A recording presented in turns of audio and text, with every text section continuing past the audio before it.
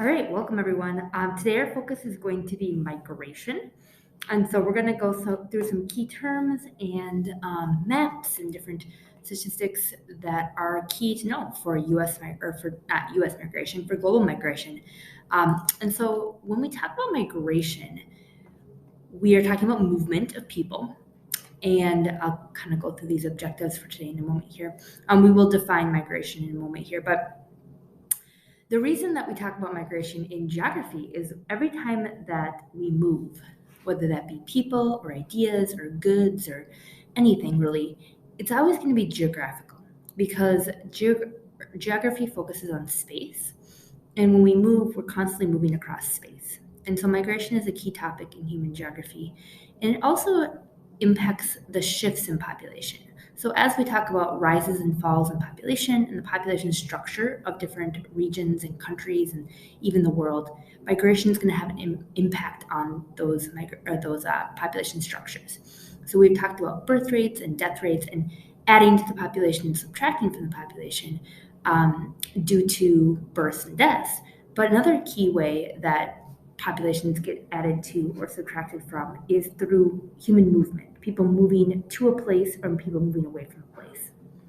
So just a couple of key reminders before we get into this. I want to make sure as we move into the middle of the second week, couple of questions, make sure that you've submitted your week one work and make sure that you've also completed your population pyramid activity, which was part of week two work. The other assignment that you should have completed up to this point is the Don't Panic video guide. And then if you do have any questions about this course so far, please reach out to me either by coming to office hours or by email.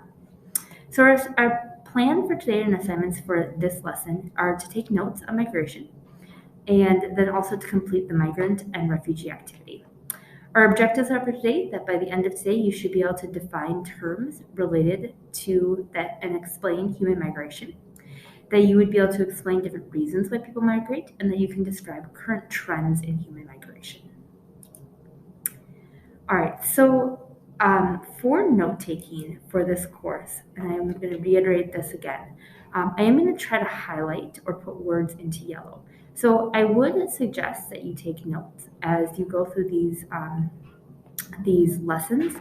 And anytime that you see a word in yellow or something that in yellow, I suggest you put them into your notes. You will be taking a Unit 1 assessment right after this lesson, and having good notes on all of the lessons you've had up to this point is going to make your assessment, your quiz, much easier. You may it does say that you may use all handwritten notes on unit tests. You may also use any other materials. You are virtual, so I'm going to be unable to kind of designate what you are able to use, but just having those notes are going to be a big thing. And then you should have somewhere in your notes kind of a unit. So we're finishing up Unit 1 by the end of this week. And so Unit 1 is population migration. And then next week we'll start Unit 2, and I'll remind you to have a new section of your notebook titled Unit 2, which will be cultural geography. But at this point, we're still in Unit 1. All right, so our first question is just what is migration? So as we talk about migration, we are talking about the permanent relocation across significant distances of people. So migration is not just our movement from school to work to the library or to soccer practice. That's just movement. But migration is really the idea that we are permanently moving. We are at least making an intention that we are permanently going to relocate across some sort of distance, whether that be across from one country to another or from one state to another, or maybe even from one city to another. Moving kind of home bases is the key to migration. You will need to know these terms for your quiz as well.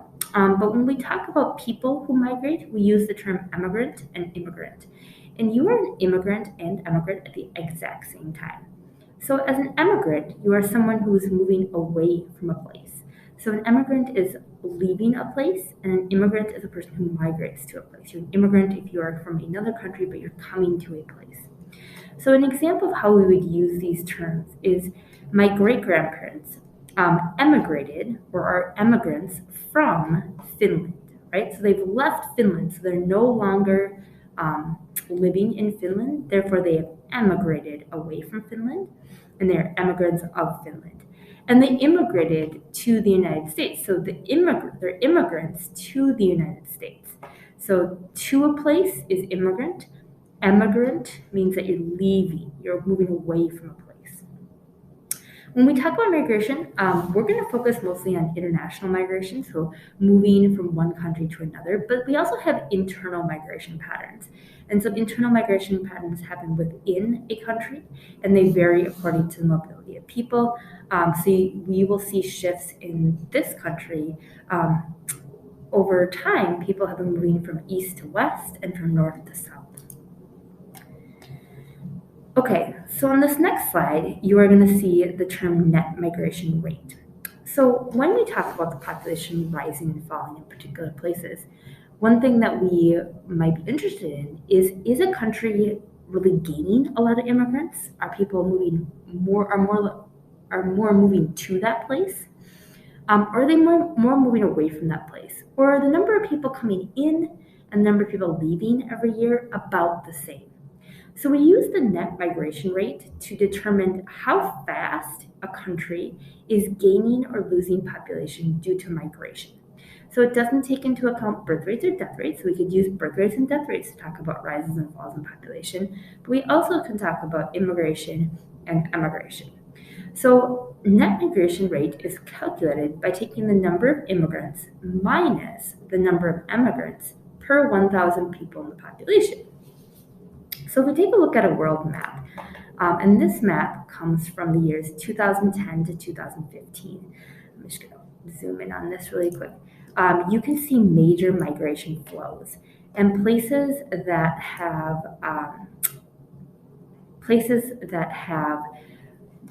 red circles represent places that are experiencing more people leaving than people coming in. Therefore, they would have a negative net migration rate. Places that have blue circles, we're experiencing, at least during this time period, more people coming into the country, migrating to the country than people leaving. So you'll notice like the United States has a net migration, during this time period, had a total net migration of about 3 million people. So our population gained by 3 million within that time period just due to the number of people coming in. And that would be minus the people leaving. So yes, people leave the United States, they move to other countries, but we gain more population. Our population rises due to immigration or to migration because there's more people coming in than leaving. So heading back to our slide, a couple of examples of how we would look at the migration rate. The United States in the year 2021 had a net migration rate of 3.03 migrants per 1,000 people. That means for every 1,000 people in our population, we gain about 3 people for every 1,000 due to immigration, due to migration. So this means that, next year, for every 1,000 people, there'll be 1,003 people. So we're going to get bigger. Now, Somalia, on the other hand, in the year 2021, had a net migration rate of negative 2.98, so also about 3. So their net migration rate was negative, meaning that they were experiencing a loss of people due to migration. So that means that if, for every 1,000 people in the population, the following year, there would be about 997 people for every 1,000 people there were the previous year. So they're losing people. More people are leaving Somalia than moving to Somalia. So that's the net migration rate, and it really tells us how fast our country is gaining or losing population due to migration. All right, when we take a look at migration and why people migrate, we can talk about voluntary migration and then forced migration. So we're going to start by talking about voluntary migration. Voluntary migration, we all kind of understand what voluntary means. It means we kind of have a choice in the matter. So voluntary migration is when people have a choice to leave and a choice in where they're going to go. So when people migrate and they choose to leave, right? They're not forced to, they choose to. And they also got to make decisions about where they're going to go.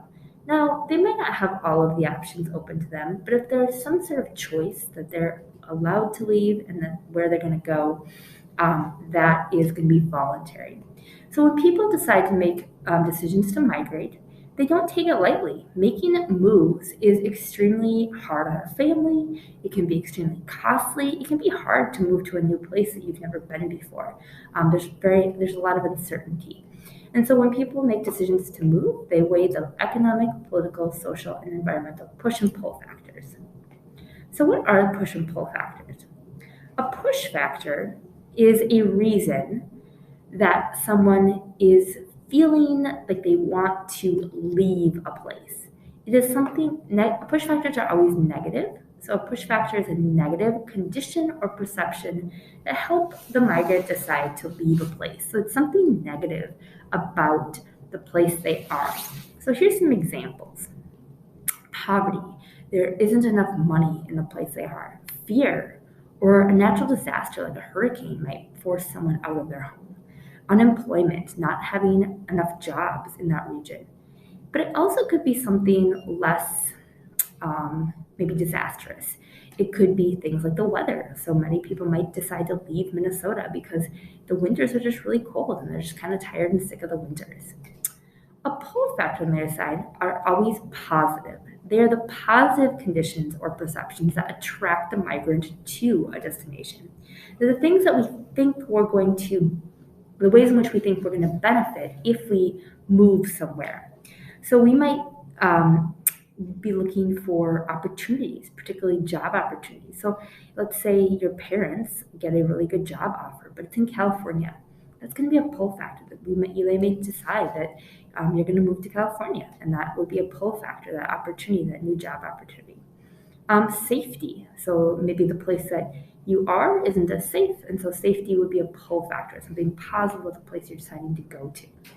Stability and freedom would be other examples.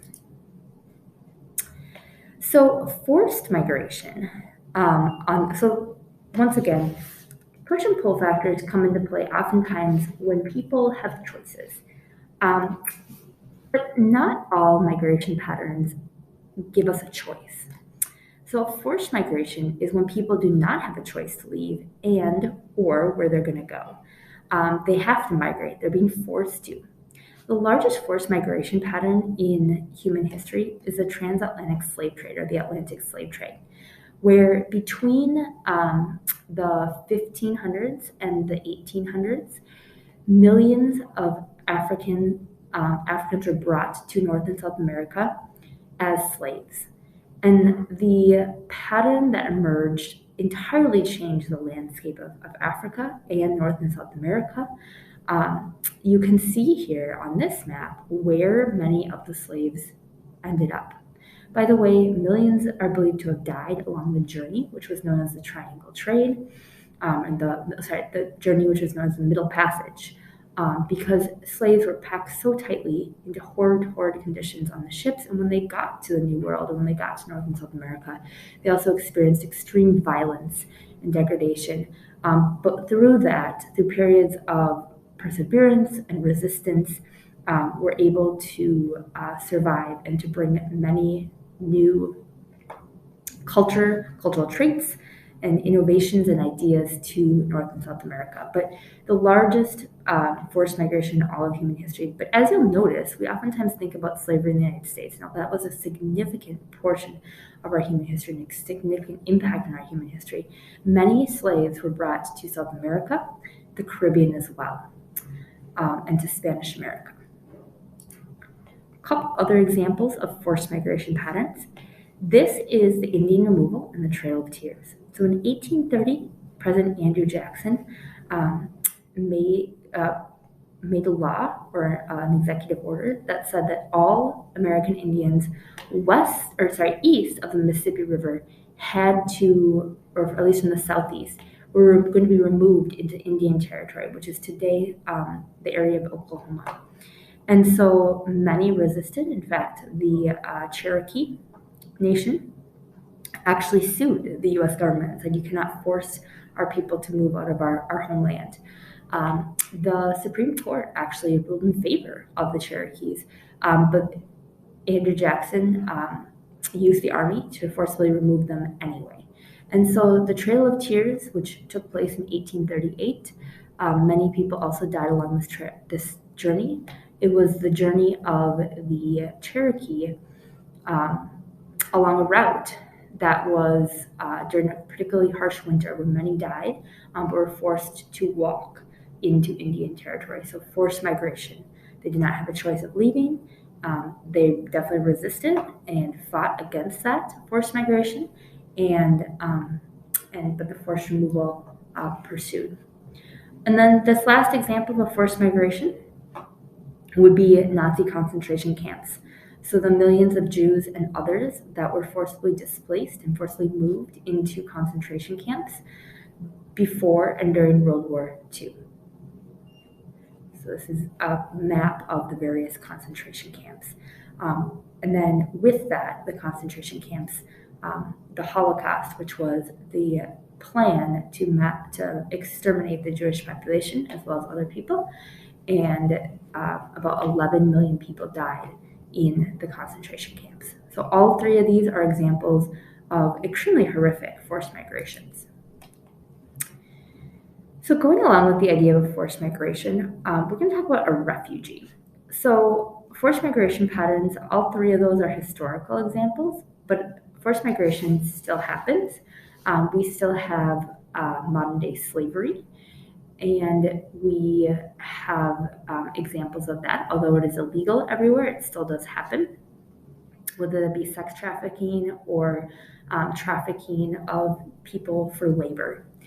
So now we're going to talk about a refugee. And so a refugee is a person who has been forced to leave their country because they fear that they will be harmed if they stay. So they're forced to flee their country.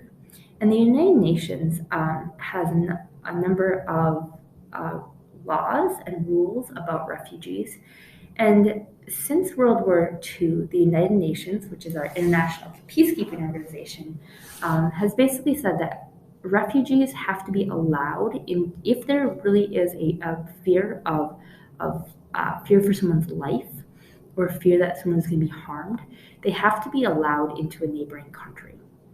And so why do refugees fear that they might be harmed in their home country? Well, there's kind of three major reasons why they might fear they might be harmed. The first one is fear of persecution. And persecution just means hostility or poor treatment of a person or a group of people based on something about themselves. And it's usually promoted by the government. So, for example, the Jewish population during World War II, that would be an example of persecution. So it's hostility or poor treatment or even threat of death based on a person's race, religious belief, ethnicity, or political belief. Another reason why someone might fear that they're going to be harmed is war, particularly civil war happening within a country where two sides within a country are fighting and homes are being destroyed and cities are being destroyed, and it's not safe for people to live there with their family anymore. And then natural disaster, so hurricanes, earthquakes, climate change, disaster, wildfires, or other types of natural disaster that cause people to have to leave due to the harm they fear they're going to face. This is a picture of a family displaced. You can see people actually walking. Family displaced by fighting in Iraq, and as they walk towards an army checkpoint to get safe. So what is the current refugee situation? You are going to be looking at, for your assignment for migration, you're going to be taking a look at a number of examples, websites, different articles, videos, podcasts related to refugees. And these are the most updated statistics as of 2021. But in today's world, 68%, almost 70% of refugees who are living outside of their home country originate or come from just 5 countries. The first one being Syria, or as you see here, Syrian Arab Republic, but we oftentimes just call it Syria. About 6.8 million people come from the small country of Syria, and Syria is located right here on this map. That's due to the fact that since 2011, Syria has been fighting its own civil war.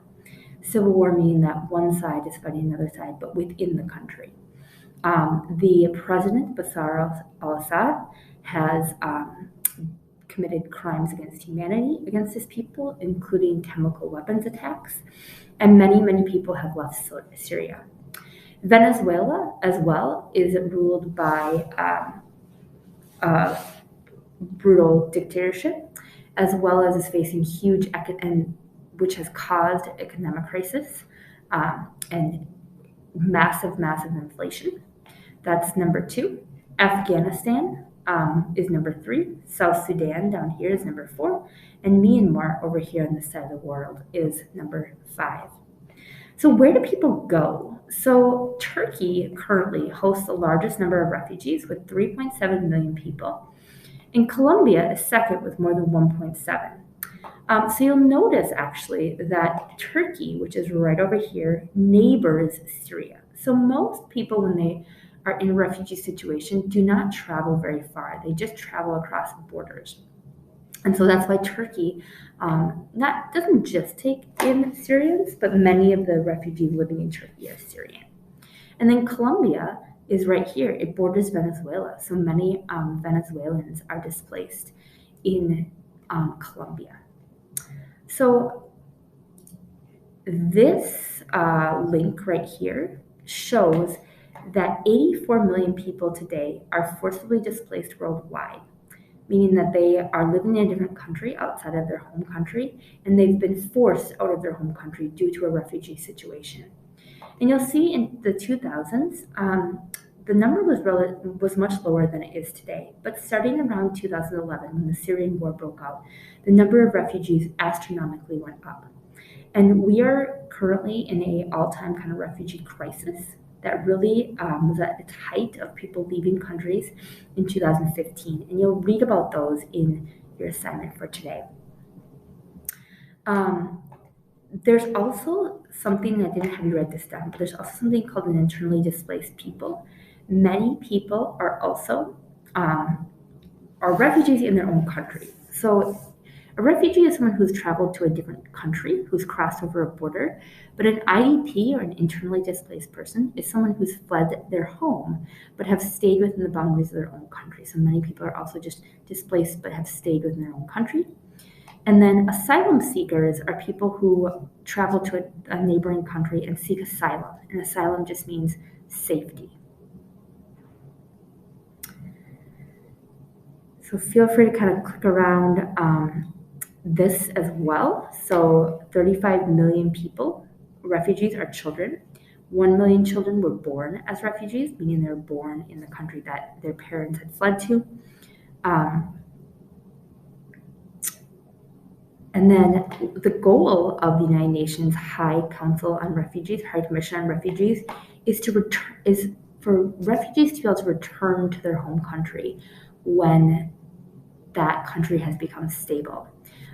So if it's a war and the war subsides, the war ends, then helping refugees be able to return to their home countries. All right, so for your assignment, you are going to be going to week 2. You're going to be you're in the migration lesson, so obviously you're here already, but this is going to be your assignment. So what you're going to be asked to do is to explore more about migrant and refugee crises. And as you go here, you are going to see 7 different quote-unquote stations. And each station has a link to it. It has a video or it has an article or it has an interactive map. One of them is a podcast. And you are going to read or listen to or whatever it may be and answer the questions. But you're going to get to choose. You're going to choose 4 of the 7 stations. So you do not need to do every single one. You're going to choose 4 of the 7 stations, and you can complete the questions that match up with that station. So some of them have to do with push and pull factors. Some of them have to do with reasons why people leave, so on and so forth. So that is going to be your assignment. Please reach out to me if you need any help with any of that. And the next item in this folder is going to be your final assessment for Unit 1.